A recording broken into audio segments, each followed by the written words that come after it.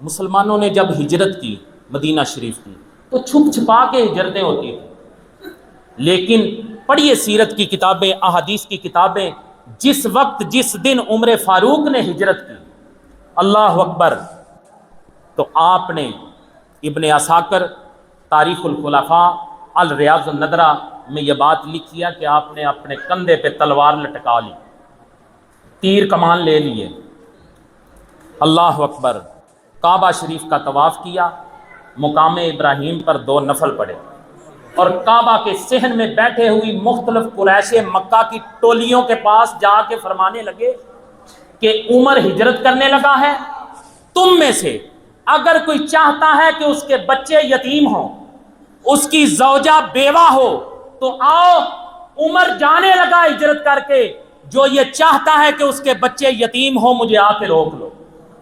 کسی میں جرت نہیں ہوئی کہ عمر کو کوئی روک سکے۔ یہ آپ کی بہادری ہے۔ پھر کتاب و سنت کا آپ اتنا اتباع کرتے تھے، اتنا لحاظ تھا کہ تاریخ کی اور سیرت کی کتابوں میں لکھا ہے کہ جب آپ کو غصہ آیا ہوتا تو کیسے کافور ہوتا۔ حضرت ابن عمر رضی اللہ تعالیٰ عنہ فرماتے ہیں ما رأیت عمر غاضبا قط فذکر اللہ عنہ او خوف او قرأ عنہ انسان آیۃ من القرآن الا وقف عما کان یرید۔ فاروق اعظم رضی اللہ تعالیٰ عنہ جب غصے میں ہوتے تو اگر کوئی شخص آپ کے سامنے اللہ کا ذکر کرتا، اللہ کا خوف دلاتا، یا قرآن کی کوئی آیت پڑھ دیتا، آپ کا غصہ ٹھنڈا ہو جاتا۔ پھر دیکھیں حضور کا لحاظ، اللہ اکبر، 2 آدمیوں کا جھگڑا ہو گیا، بڑا مشہور واقعہ آپ سنتے ہیں۔ نبی پاک صلی اللہ علیہ وسلم نے ایک شخص کے حق میں فیصلہ کر دیا، اب جس کے مخالف فیصلہ ہوا تھا اس نے حضور کی بارگاہ میں عرض کی جی مجھے عمر فاروق کے پاس بھیج دیں۔ حضور نے فرمایا ٹھیک ہے چلے جاؤ۔ اب وہاں پہنچ کے جس کے حق میں فیصلہ ہوا تھا اس نے جا کے حضرت عمر فاروق رضی اللہ تعالیٰ عنہ کو یہ بات بتائی کہ حضرت اس سے پہلے حضور نے ہمارا فیصلہ کر دیا اور فیصلہ میرے حق میں ہوا ہے۔ اللہ اکبر۔ اب یہ شخص چاہتا ہے، اس نے اجازت لی حضور سے کہ ہم آپ کے پاس آئیں، اب یہ شخص آپ کے پاس لے کے آیا ہے۔ آپ نے اس سے پوچھا کیا ہے، صحیح ہوا ہے؟ اس نے کہا جی ایسا ہی ہوا ہے۔ آپ نے فرمایا ادھر ہی ٹھہرو، میں ابھی تمہارا فیصلہ کرتا ہوں۔ اندر سے آئے، تلوار لے کے آئے، آتے ہی وہ جو شخص لے کے آیا تھا اس کا سر تن سے جدا کر دیا۔ نبی پاک صلی اللہ علیہ وسلم کو پتہ چلا تو حضور نے فرمایا کہ مجھے امید نہیں تھی کہ عمر کسی کو اس طرح قتل کرے۔ اس پر اسی وقت حضرت عمر فاروق رضی اللہ تعالیٰ عنہ کی تائید میں اللہ تعالیٰ نے قرآن کی آیت نازل کر دی، فلا وربک لا یؤمنون حتی یحکموک فیما شجر بینہم ثم لا یجدوا فی انفسہم حرجا مما قضیت ویسلموا تسلیما۔ یعنی نہیں اے محبوب، تیرے رب کی قسم، یہ لوگ اس وقت تک مومن ہی نہیں ہو سکتے جب تک آپ کو اپنے ہر جھگڑے میں حاکم نہ بنا دیں، اور پھر آپ جو فیصلہ ان کا کر دیں تو ان کے دل میں حرج بھی محسوس نہیں ہونا چاہیے، اور انہیں چاہیے کہ اس طرح آپ کا فیصلہ تسلیم کریں جس طرح تسلیم کرنے کا حق ہے۔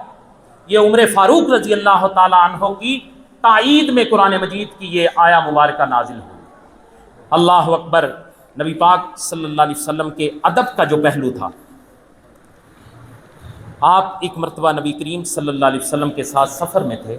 دوران سفر سیدنا فاروق اعظم رضی اللہ تعالی عنہ کے بیٹے حضرت عبداللہ ابن عمر رضی اللہ تعالی عنہ کی سواری محبوب کریم صلی اللہ علیہ وسلم کی سواری سے آگے نکل گئی، جس پر فوراً سیدنا فاروق اعظم رضی اللہ تعالی عنہ نے اپنے بیٹے سے فرمایا یا عبد اللہ لا یتقدم النبی صلی اللہ علیہ وسلم احد، اے عبداللہ نبی کریم صلی اللہ علیہ وسلم سے کوئی بھی آگے نہ نکلے۔ یہ ادب ہے۔ اللہ اکبر۔ پھر حضرت سعید بن یزید فرماتے ہیں کہ میں مسجد نبوی شریف میں تھا، اچانک مجھے کسی شخص نے کینکر مارا، جب میں نے دیکھا تو وہ حضرت عمر فاروق رضی اللہ تعالیٰ عنہ تھے۔ آپ نے فرمایا ان 2 آدمیوں کو بلا کے لاؤ۔ جب 2 آدمی قریب آئے تو آپ نے فرمایا تم کہاں سے ہو؟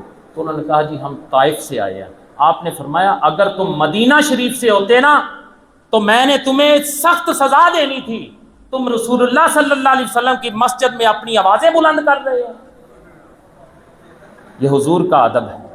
پھر آپ نفس کی مخالفت اتنی کیا کرتے تھے کہ حضرت انس بن مالک رضی اللہ تعالی عنہ فرماتے ہیں کہ میں دیوار کی ایک طرف موجود تھا اور دوسری طرف عمر فاروق تھے، اور میں ان کی یہ بات سن رہا تھا کہ آپ فرما رہے تھے بہت خوب ہے ابن خطاب، تجھے اللہ سے ڈرنا پڑے گا۔ اب اکیلے ہیں، اکیلے اپنے آپ سے ہم کلامی کر رہے ہیں اور کہہ رہے ہیں اے عمر ابن خطاب تجھے اللہ سے ڈرنا پڑے گا، اگر تو ایسا نہیں کرے گا تو اللہ تجھے عذاب دے گا۔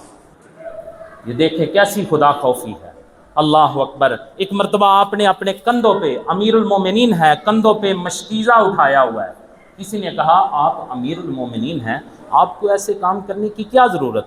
آپ نے فرمایا ان نفسی اعجبتنی فاردت ان اذلھا۔ آپ نے فرمایا میں نے اپنے نفس میں غرور محسوس کیا تو میں نے چاہا کہ میں اسے ذلیل کروں۔ یہ دیکھیں ہمارے لیے یہ سبق ہے۔ اللہ اکبر۔ پھر آپ کا پسندیدہ شخص کون ہوتا تھا بھلا؟ آج جو ہمیں ہمارا عیب بتائے نا ہم سمجھتے ہیں وہ ہمارا دشمن ہے، لیکن سنیے فاروق اعظم کا فرمان۔ اللہ اکبر۔ آپ فرماتے تھے احب الناس الی من رفع الی عیوبی۔ آپ فرماتے ہیں میرا پسندیدہ انسان وہ ہے جو مجھے میرے عیب بتائے۔ آج ہمیں ہماری کوئی غلطی بتا دے ہم ساری زندگی اس کی دشمنی نہیں چھوڑتے، لیکن فاروق اعظم رضی اللہ تعالیٰ عنہ فرما رہے ہیں کہ مجھے دنیا میں پسندیدہ شخص ہی وہ ہے جو مجھے میرے عیب بتائے۔ اللہ اکبر۔ نبی پاک صلی اللہ علیہ وسلم کے غلاموں، حضرت عمر فاروق رضی اللہ تعالیٰ عنہ کے سامنے اگر کوئی عورت کوئی مسئلہ پیش کر دیتی، وہ بات ٹھیک ہوتی تو آپ اپنی بات سے رجوع فرما لیتے، اس کی بات کو تسلیم کر لیتے۔ یہ نہیں کہتے کہ میں امیر المومنین ہوں، اگر کوئی عورت بھی آتی اس کی بات ٹھیک ہوتی فوراً آپ مان لیتے۔ اللہ اکبر۔ نبی پاک صلی اللہ علیہ وسلم کے غلاموں، آپ کا مزاج سنا ہے آپ نے کہ جلالی تھا۔ اس کی وجہ کیا تھی بھلا؟ صوفیاء کرام کی اصطلاح میں جلالی مزاج ایک بڑی اہم چیز رکھتا ہے۔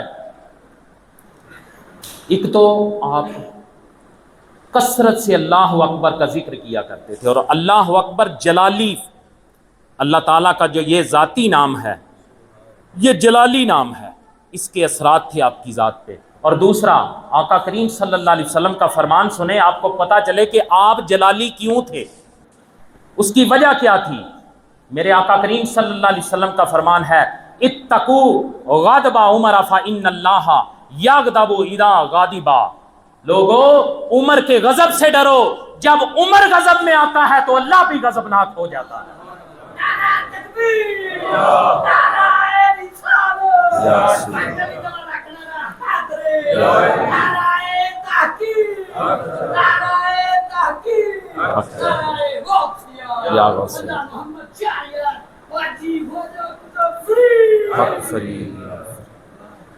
پھر دنیا سے بے رغبتی اور قناعت کا کیا عالم تھا۔ حضرت عبداللہ ابن عمر رضی اللہ تعالیٰ عنہ فرماتے ہیں کہ جب نبی کریم صلی اللہ علیہ وسلم سیدنا فاروق اعظم رضی اللہ تعالیٰ عنہ کو کوئی چیز عنایت فرماتے تو آپ عرض کرتے یا رسول اللہ صلی اللہ علیہ وسلم، حضور یہ ان لوگوں کو دے دیں جنہیں ان کی ضرورت ہے، حضور مجھے رہنے دیں، یہ حضور جو مجھ سے زیادہ فقیر ہیں انہیں دے دیں۔ تو آقا کریم صلی اللہ علیہ وسلم نے فرمایا خذہ فتمولہ او تصدق بہ وما جاءک من ھذا المال وانت غیر مشرف ولا سائل فخذہ وما لا تتبعہ نفسک۔ آقا کریم صلی اللہ علیہ وسلم فرمایا عمر یہ مال لے لو، اسے اپنے پاس رکھو یا صدقہ کر دو، لے لو مجھ سے، اپنے پاس رکھو یا صدقہ کر دو، کیونکہ جو مال بغیر لالچ اور طلب کے مل جائے اسے لے لیا کرو، اور جو نہ ملے اسے غرض نہ رکھا کرو۔ یہ حضور نے نصیحت کی۔ اب حضرت سالم بن عبداللہ فرماتے ہیں کہ حضرت عمر فاروق رضی اللہ تعالیٰ عنہ کے بیٹے عبداللہ بن عمر کی یہ عادت تھی، آپ کی یہ عادت تھی، فمن اجل ذالک کان ابن عمر لا یسأل احدا شیئا ولا یرد شیئا اوتیہ، کہ حضرت عبداللہ بن عمر کسی سے سوال نہیں کرتے تھے۔ انہوں نے یہ فرمان سنا تھا، خود روایت کیا، کسی سے سوال نہیں کرتے تھے۔ آپ فرماتے ہیں کہ اگر کوئی چیز دے دیتا تھا تو اسے رد بھی نہیں کرتے تھے۔ اب ایک بڑی ضروری بات، ہم اولیاء کرام کو ماننے والے ہیں، اپنے پیروں کے پاس جاتے ہیں، بزرگوں کے پاس جاتے ہیں، انہیں نذرانے وغیرہ بھی دیتے ہیں۔ اب یہ جو روایت ہے اسی سے ہمارے صوفیاء اکرام نے یہ بات اخذ کی ہے۔ اسے عوارف المعارف کے اندر حضرت شیخ شہاب الدین سہروردی رحمۃ اللہ تعالی علیہ نے نقل فرمایا ہے، وہاں بھی یہ لکھی ہے، اور موجودہ دور کے عالم دین پیر سائیں غلام رسول قاسمی دامت برکاتہ العالیہ نے اپنی کتاب زاد المعارفین من احوال الخلفاء راشدین کے اندر بھی یہ بات لکھی ہے کہ صوفیاء اکرام نے یہ اصول بنایا ہے، لا طمع ولا منع ولا جمع، یعنی طمع نہ کر، منع نہ کر، جمع نہ کر، یعنی کسی سے کچھ لینے کا دل میں طمع نہ رکھ۔ اگر تیرے دل میں طمع نہیں تو کوئی دیتا ہے پھر اسے منع بھی نہ کر، اور اگر تو لے لے تو پھر اسے جمع بھی نہ کر۔ یہ انہی حضور کے فرمودات اور صحابہ اکرام کے عمل سے صوفیاء اکرام نے یہ بات نکالی ہے۔ یہ جو نذرانے، ہاں نذرانوں کا جو کنسپٹ ہے وہ میں نے آپ کو بتا دیا، لیکن اگر کوئی پیر، کوئی بزرگ، کوئی عالم جسے نذرانے دیے جاتے ہیں اللہ کی رضا کے لیے، وہ اگر اس پہ عمل نہیں کرتا تو یہ اس کی اپنی گور گردن ہے۔ وگرنہ سنیے، پیر جو ہوتا ہے نا، پیر، جس طرح ایک ماں کے 2-3 بیٹے ہوں، ان میں کوئی بیٹا زیادہ امیر ہوتا ہے، کوئی غریب ہوتا ہے۔ اب جو امیر بچے ہوتے ہیں وہ ماں کو آ کے چپکے سے پیسے دے دیتے ہیں۔ اب ماں کیا کرتی ہے؟ ماں اپنے پاس نہیں رکھتی، وہ امیر سے جو ملتا ہے اپنے غریب بچے کو دے دیتے ہیں۔ یار پیر کا کام بھی یہی ہے، مرید اگر دے تو چپکے سے کسی اور کو دے دے۔ اگر اس سے اپنے بینک بیلنس بنانے ہیں، اپنی پراپرٹیز بنانی ہے، تو نہ دینے والے کو فائدہ نہ لینے والے کو فائدہ، بلکہ یہ دوزخ کا باعث بنے گا جو بندہ ان سارے کاموں کو اپنی دنیا داری کے لیے استعمال کرتا ہے۔ یہ اہل سنت کے صوفیاء اکرام کے حوالے سے میں نے آپ کو ایک بڑی اہم بات بتائی کہ جو اللہ کی راہ میں دے، آپ کے دل میں طمع نہیں ہونا چاہیے کہ یہ مجھے دے۔ لیکن آج تو بات یہ ہے کہ فلاں بندہ، فلاں مرید ہمارے پاس آئے گا تو کیا لے کے آئے گا، جائے گا اور کیا دے کے جائے گا۔ بات تو یہی رہ گئی ہے، وگرنہ بات وہی ہے، پیر ایک ماں کی طرح ہوتا ہے جس کے غریب امیر بچے ہوتے ہیں، غریبوں سے لے کے امیروں کو دیتا رہتا ہے، یہ ماں کی طرح ہے۔ آگے چلیں، ٹائم نہ دیکھیں، میں نے اپنا کم و بیش میں نے آپ کو 50 حدیثیں اور آثار آج کی گفتگو میں نے لکھے ہیں، تھوڑا سا رہ گیا ہے۔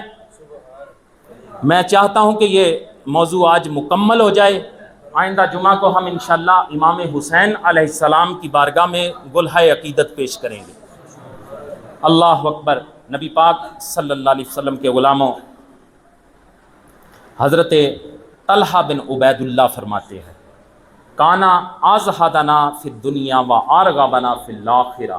حضرت عمر فاروق رضی اللہ تعالیٰ عنہ کے متعلق حضرت طلحہ بن عبید اللہ فرماتے ہیں کہ تمام صحابہ میں عمر فاروق سب سے زیادہ تارک دنیا تھے اور سب سے زیادہ آخرت کی طرف رغبت رکھنے والے تھے۔ اللہ اکبر۔ پھر توکل، رضا اور غیر اللہ سے بے خوفی کا عالم یہ تھا کہ آپ سیرت کی کتابیں پڑھیں تو آپ کو نظر آئے گا کہ جنگل بیابان میں بھی فاروق اعظم کی غیر اللہ سے بے خوفی، اللہ پہ توکل اور رضا کا یہ عالم تھا کہ جنگل بیابان میں بھی اپنا کوڑا سرانے رکھ کے بے خوفی سے سو جایا کرتے تھے۔ یہ اللہ تعالیٰ کی رضا اور توکل کا معاملہ ہے۔ پھر زہد کا عالم یہ تھا کہ ایک حضرت عتبہ بن فرقد فرماتے ہیں کہ میں نا کھجور اور گھی کے بنا ہوا حلوہ جو ہے اس کے ٹوکرے لے کے آپ کی خدمت میں آیا، اور میری خواہش یہ تھی، اور میں نے کہا کہ حضرت یہ کھانے کی چیز لے کے آیا ہوں، آپ سارا دن لوگوں کی خدمت کرتے ہیں، آپ امیر المومنین ہیں، تھک جاتے ہیں، میں چاہتا ہوں کہ جاتے ہوئے تھوڑا سا یہ حلوہ کھا لیں۔ آپ نے وہ اٹھا کے دیکھا تو آپ نے فرمایا عتبہ میں تمہیں قسم دے کے پوچھتا ہوں، مجھے بتا کیا مسلمانوں کے ہر گھر میں اس طرح کا ٹوکرا تو دے سکتا ہے؟ اس نے کہا حضور میں تو قبیلہ قیس کا سارا مال بھی خرچ کر دوں تو میں ایسا نہیں کر سکتا۔ آپ نے فرمایا اگر تو ایسا نہیں کر سکتا تو عتبہ تیرا یہ گھی اور کھجور سے بنے ہوئے حلوے کا ٹوکرا میں نہیں لے سکتا۔ اللہ اکبر۔ آج کوئی خیال کرتا ہے حکمران؟ اللہ اکبر۔ نبی پاک صلی اللہ علیہ وسلم کے غلاموں، ایک مرتبہ آپ ایلا شہر گئے، جو فتوحات آپ کرتے تھے، دورے بھی کرتے تھے، ساتھ صحابہ انصار اور مہاجرین صحابہ بھی تھے۔ ایک موٹے سے کپڑے، کھردرے کپڑے کا آپ نے کرتا پہنا ہوا تھا۔ اتنا لمبا سفر کرنے کے بعد بیٹھ کے اونٹ پہ وہ پھٹ گیا کرتا۔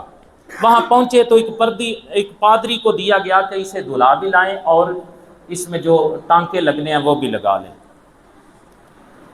جب وہ پادری کردہ لے کے آیا تو اس نے وہ تو دھو دیا، اسے سلا بھی دیا، ساتھ ایک تحفہ دیا اسی طرح کا ایک کرتا۔ آپ نے جب وہ دیکھا تو ہاتھ لگا کے دیکھا، جب ہاتھ لگایا تو وہ بڑا نرم اور باریک تھا۔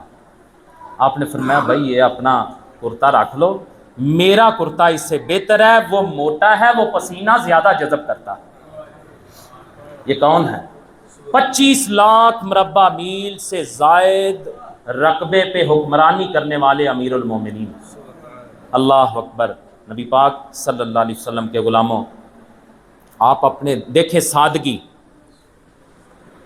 اپنے دور خلافت میں اونی جبہ پہن کے، اور روایات میں لکھا اس میں 4 چمڑے کے پیبند لگے ہوئے تھے، اب وہ پہنا کرتے تھے، پہن کے گلیوں میں نکل جاتے لوگوں کو سلیقہ سکھانے کے لیے، لوگوں کی کمی کوتاہی دور کرنے کے لیے۔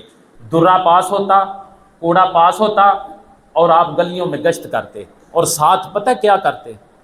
گلیوں میں پڑے ہوئے جو ٹوٹے ہوئے دھاگے، رسیاں اور گٹھلیاں ہوتی، اٹھا کے لوگوں کے گھر میں رکھ دیتے کہ ان سے کام لیا کرو۔ اب کوئی ہے حکمران ایسا؟ کوئی حکمران ایسا ہے کہ گلیوں سے چیزیں اٹھا کے دے بھائی اسے کام میں لو؟ اللہ اکبر۔ نبی پاک صلی اللہ علیہ وسلم کے غلاموں، حضرت حسن رحمۃ اللہ تعالی علیہ فرماتے ہیں کہ آپ ایک مرتبہ بیان فرما رہے تھے اپنے دور خلافت میں، آپ نے ایک لنگی تہمت کی طرح جو ہوتی ہے وہ آپ نے باندھی ہوئی تھی۔ آپ فرماتے ہیں میں نے دیکھا کہ 12 پیوند لگے ہوئے تھے امیر المومنین کی اس لنگی کو۔ اللہ اکبر۔ نبی پاک صلی اللہ علیہ وسلم کے غلاموں، 25 لاکھ مربع میل سے زائد رقبے کا یہ امیر المومنین ایک دن اپنے ساتھیوں کے ساتھ گزر رہے ہیں، ایک وادی سے گزر رہے ہیں، 7 مصاحبین ہیں، اچانک زاروں کی طار رونا شروع کر دیا۔ کہنے لگے ساتھی جو تھے، آپ نے رونا شروع کر دیا تو ساتھیوں نے کہا حضور کیا معاملہ ہے؟ بظاہر کوئی معاملہ ایسا نظر نہیں آیا، حضور وجہ کیا ہے، کیوں رونے لگ گئے ہیں؟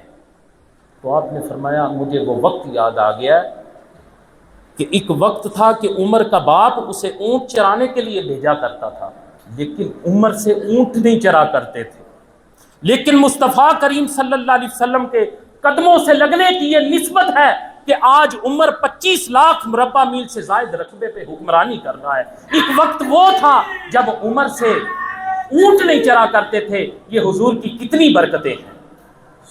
اللہ اکبر۔ یا رسول اللہ، حق جاری، حق جاری۔ یا غوث حق فری، وہ عمر جس کے عادا پہ شیدا سکر، اس خدا دوست حضرت پہ لاکھوں سلام، اور فارق حق و باطل امام الہدا، تیگ مسلول شدت پہ لاکھوں سلام، ترجمان نبی ہم زبان نبی، جان شان عدالت پہ لاکھوں سلام۔ نبی پاک صلی اللہ علیہ وسلم کے غلاموں، آپ کو اللہ تعالیٰ نے عناصر اربع، آگ، مٹی، ہوا اور پانی، یہ چار عناصر اربع ہیں جن کا مرکب میں اور آپ ہیں۔ آگ، مٹی، ہوا، پانی، اللہ اکبر۔ آپ کو اللہ تعالیٰ نے ان چاروں عناصر پہ تصرف دیا ہوا تھا۔ اس کے میں آپ کو احادیث اور آپ کی سیرت سے دلائل ایک ایک دلیل دینے لگا ہوں۔ سب سے پہلے آگ، تفسیر کبیر کی 7ویں جلد میں لکھا ہے کہ مدینہ شریف کی ایک علاقے نواحی گاؤں میں آگ لگ گئی، اب وہ آگ بجھ نہیں رہی۔ پیغام، معاملہ امیر المومنین سیدنا عمر فاروق رضی اللہ تعالی عنہ کی بارگاہ میں آ گیا۔ تفسیر کبیر کے اندر لکھا ہے کہ وہ جو آگ بجھ نہیں رہی تھی، حضرت عمر فاروق رضی اللہ تعالی عنہ نے ایک خط لکھا کہ اللہ کے حکم سے آگ تو بجھ جا۔ لکھا ہے اس واقعے میں کہ جب آپ کا خط گیا تو آگ فوراً بجھ گئی۔ پھر مٹی، بڑا مشہور واقعہ آپ سنتے ہیں کہ ایک مرتبہ زلزلہ آ گیا۔ عمر فاروق رضی اللہ تعالیٰ عنہ کے دور خلافت میں زلزلہ آیا تو فوراً آپ نے زمین پر کوڑا مارا اور فرمایا اسکنی الم عادل علیک، ٹھہر جا، کیا میں تجھ پہ عدل نہیں کرتا؟ زمین ادھر ہی تھم گئی۔ پھر پانی، بڑا مشہور واقعہ کہ آپ نے دریا کو خط لکھا، جو دریا چلتا نہیں تھا آج تک وہ دریا رک ہی نہیں سکا۔ پھر ہوا، کتب احادیث اس بات پہ شاہد ہیں کہ آپ جمعے کا خطبہ دے رہے ہیں اور نہامد کے علاقے میں بڑی دور، سینکڑوں میل دور صحابہ جہاد کر رہے ہیں، تو ادھر بیٹھے بیٹھے آپ نے فرمایا یا ساریۃ الجبل، کہ ساریہ پہاڑ کی اوٹ لے لو۔ تو تاریخ اور حدیث کی کتابیں اس پہ شاہد ہیں کہ ہوا نے تابع داری کر کے آپ کی آواز وہاں پہنچا دی۔ اب آگ، مٹی، پانی، ہوا پہ میں نے آپ کو ایک ایک دلیل دے دی کہ یہ جو عناصر اربع ہے ان پہ اللہ تعالیٰ نے عمر فاروق رضی اللہ تعالیٰ عنہ کو کس طرح تصرف عطا فرمایا ہوا تھا۔ پھر آپ جب کسی عہدیدار کو کوئی عہدہ دیتے، کسی عہدے پہ فائز کرتے تو اسے کچھ شرطیں لکھ کے دیتے، بڑی سخت شرطیں۔ آج ہم ریاست مدینہ کا نام تو لیتے ہیں، وگرنہ ہم ریاست مدینہ میں رہ ہی نہیں سکتے۔ ریاست مدینہ میں ہم رہ نہیں سکتے جس طرح کے ہمارے طور طریقے ہو چکے ہیں۔ جب آپ کسی کو فائز کرتے کسی عہدے پہ تو آپ لکھتے کہ کبھی اعلیٰ سواری پر نہیں بیٹھو گے۔ آپ بتائیں، جس ملک کے ڈی سی او کے پاس کروڑ سے مہنگی گاڑی ہو، اس ملک کے کہنے والے یہ کہیں، رہنے والے یہ کہیں کہ ہمیں عمر فاروق جیسا کوئی حکمران دو، تو عمر فاروق کی حکمرانی میں ہم رہ سکتے ہیں؟ ایک اے سی ڈی سی لیول کا افسر کروڑ سے مہنگی گاڑی جسے ملی ہو، تو عمر فاروق تو یہ کہہ رہے ہیں جس کو بھی عہدہ دیتے ہیں، چاہے کسی کو گورنر لگاتے ہیں، چاہے کسی کو کوئی بھی قضا کے کسی عہدے پہ فائز کریں، سب سے پہلی شرط یہ ہے کہ اعلیٰ سواری پہ نہیں بیٹھو گے۔